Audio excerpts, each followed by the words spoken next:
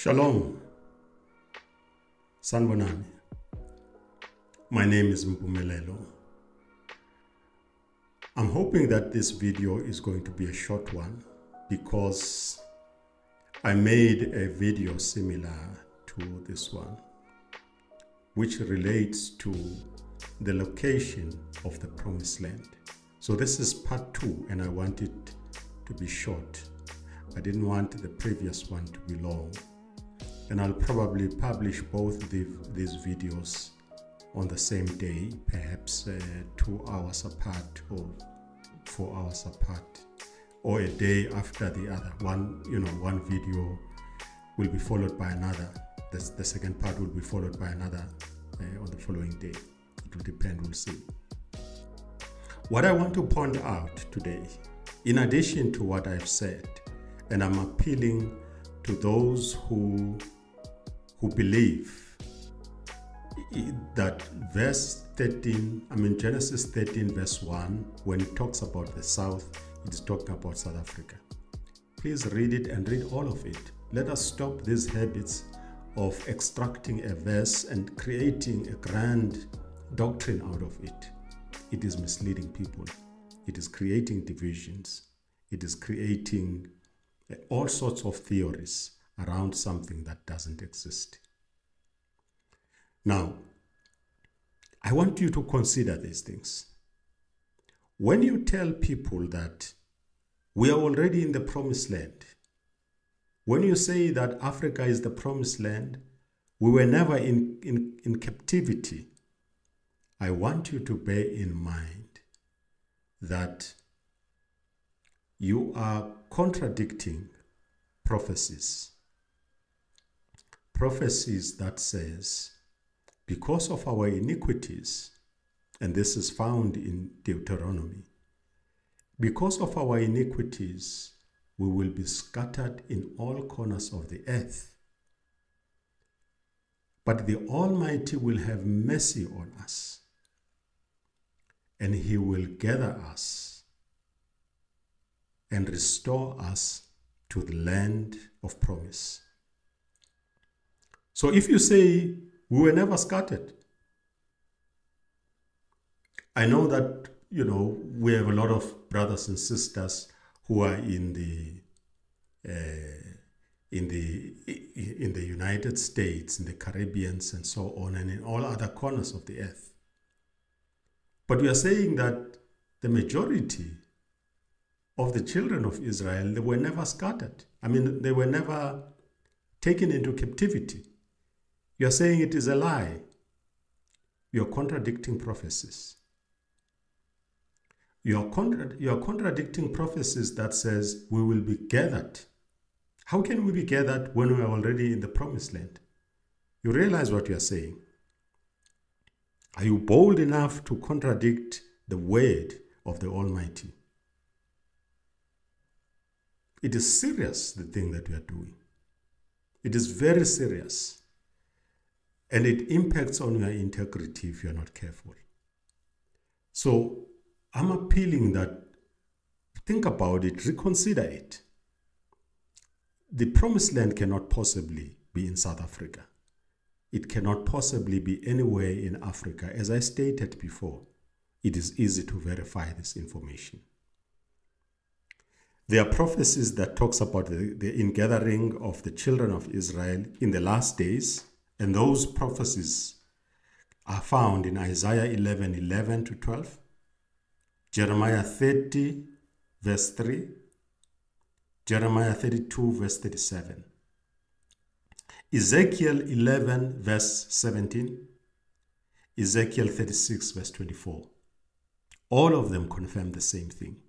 We will be gathered and be restored to the land of promise. We cannot possibly be in the land of promise. And this is another important thing that will happen. When we are restored in the land of promise, there will be that one final battle, the battle of all battles. And some of us talk about this battle without realizing that it is actually talking about us. The world will be fighting us for the last time. because no one, you remember what happened when our forefathers were, when Pharaoh in the end relented and agreed to let our forefathers go. When they had left, he changed his mind. He went again after them, and he wanted to keep them as slaves. So a similar thing is going to happen. When our oppressors and our colonizers and those who enslaved us realize that we are finally restored in the promised land, they are going to wage war against us. And that's going to be the war against all wars, the final battle. But they are not going to win. They will be defeated. And after that, we will live in peace, in shalom. There will be no other battle. All weapons of war will be turned into, agricultural implements. So there will be peace. We are not in peace now. We are not living in peace. So if we say we are already in the promised land, we are not in peace. That is why those who went to the promised land and claimed that they are the seeds of Israel, they are not in peace. They are at war with people. They are fighting. Every day there are missiles that are launched. So they went there prematurely. That's why they are not in peace. And we can't possibly be in the promised land because we are not in peace. We are not living in prosperity. We are living with people who are armed to the teeth. We are still fighting for peace and justice and freedom and economic transformation, and you name them. So your assertion is wrong. Now we need to revise these assertions and reconsider what we're saying. So if you continue in this direction, you're contradicting all prophecies. You're contradicting the word of the Almighty. The other thing that you will have to contend with, you will have to prove or disprove that the Dead Sea Scrolls were found in the caves of Qumran. So you're going to say that the caves of Qumran are somewhere here in South Africa, or somewhere in Namibia, or somewhere in Africa. You're going to say that they were removed here and they were placed near the Dead Sea. You will be entangled in lies. That's not what you want to do. It's not what you want to do. There's just too much evidence pointing that Israel is where it is. Finally, Herod the Great left traces of constructions, remnants and ruins of constructions that he made. He was known as the great architecture, great builder.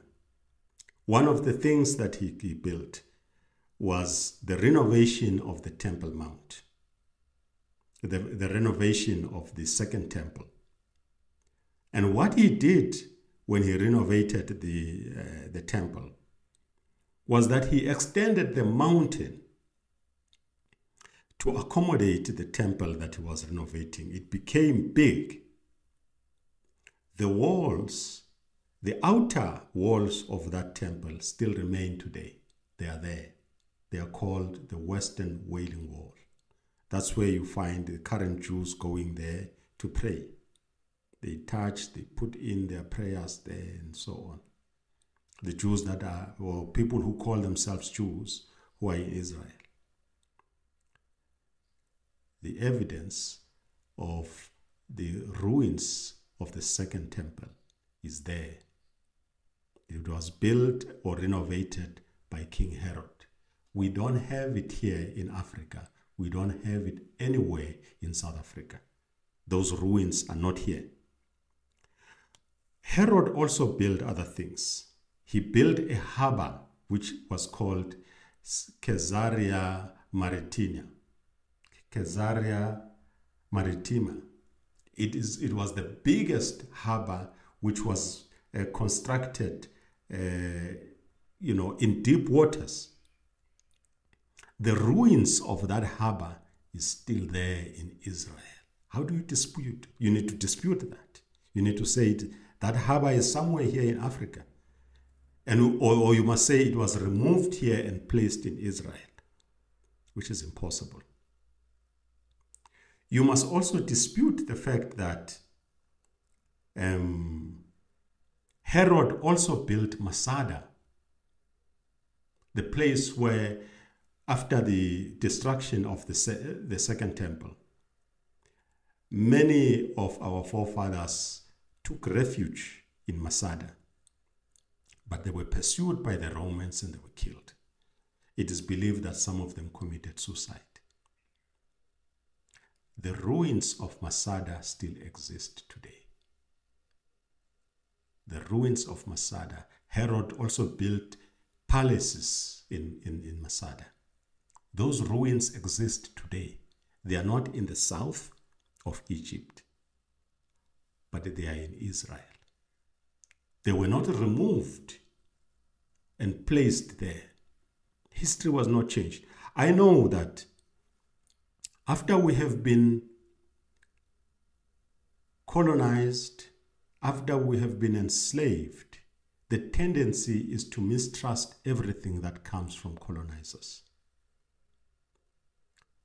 But let us be careful. In the process of doing that, let us not become liars ourselves and create our own history, which doesn't exist, which misleads our own people. There's evidence that cannot be disputed. It is there, it exists. We can't run away from it. As much as we hate to believe things that are said by people who hate us. But if it is true, it is true. Let's live with it. I hope this settles the matter.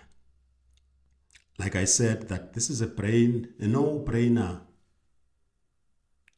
to many of you who already know. But it is a problem to some who constantly say, we are already in the promised land, when we are not. They constantly say, hey, look at Genesis 13 verse 1. In part 1 of this video, this is part 2. In part 1, I have discussed Genesis 1, but I have also discussed Genesis 12 and also mentioned things that are omitted in Genesis 1. And these are the things, when we read selectively or when we extract just one verse and create a doctrine out of it, we mislead people because we are reading things out of context. I hope this settles this matter for now. There's a lot of evidence, archaeological evidence, things that have been extracted from the ground that proves many things that happened in Israel. And it's evidence of things that are found in the Bible.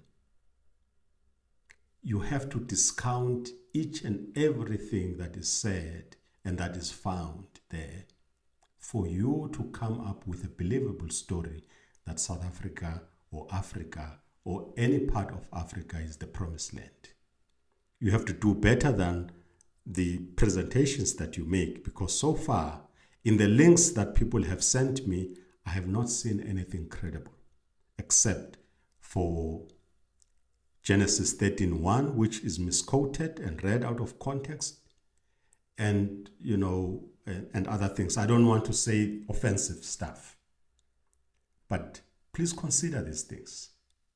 Let's be genuine about what we are doing. When I'm wrong, if I'm wrong about what I'm saying, if I've misquoted the word, I would like to be corrected. That's why I'm inviting comments. I'm saying, correct me, tell me if I've misquoted the word. Because I would like to come out and say, I repent. I regret having said that, and I repent.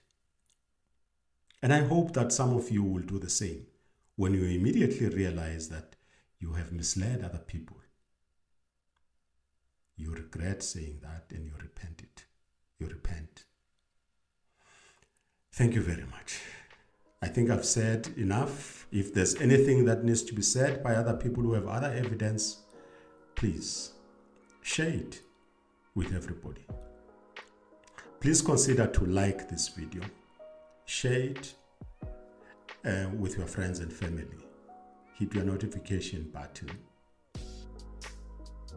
And let's continue with other business. Asante sana. Ngiyabonga.